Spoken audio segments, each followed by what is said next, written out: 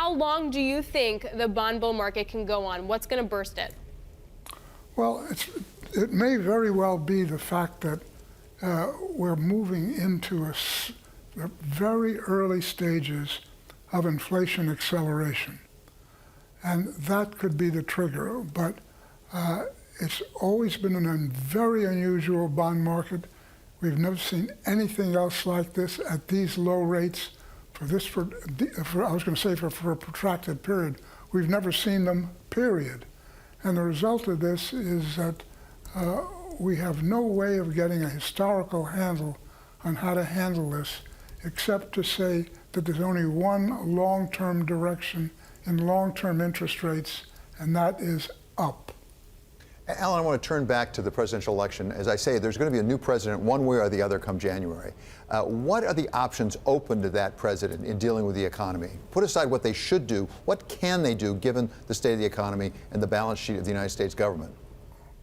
Well, I think they first have to identify what are the problems associated with the economy at this stage.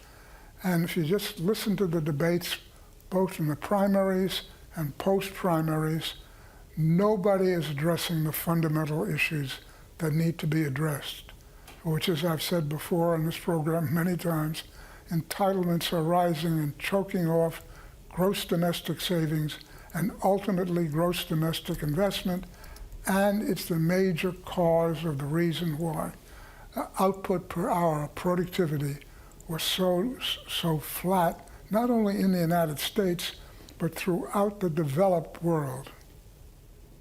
So, Alan, thus far, we've gotten through this by just borrowing more and more and more. When does that end? What are the factors that will keep us from continuing on that path? It can go on for a remarkably long period until those who are lending the money revolt. I see no sign of that yet, but if the early stages of inflation, which are now developing, take hold, you could get a fairly major shift away from these extraordinarily low yields on 10-year notes, for example. And I think we're up in the area of 3 to 4 or 5% eventually. That's what it's been historically for not only 100 years, but thousands of years.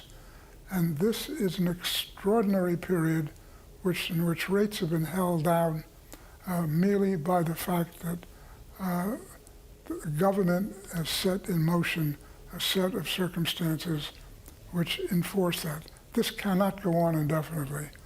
Alan, just to tie these threads together and try and make a story from it, higher rates, higher inflation, they can't carry on borrowing. At what point does it become a problem? So 4 or 5% historically has been quite normal for the Treasury to borrow at over 10 years. But this time around, is 4 or 5% a problem as far as you're concerned? Well, it's a problem as you're going from where we are now to 4 or 5%.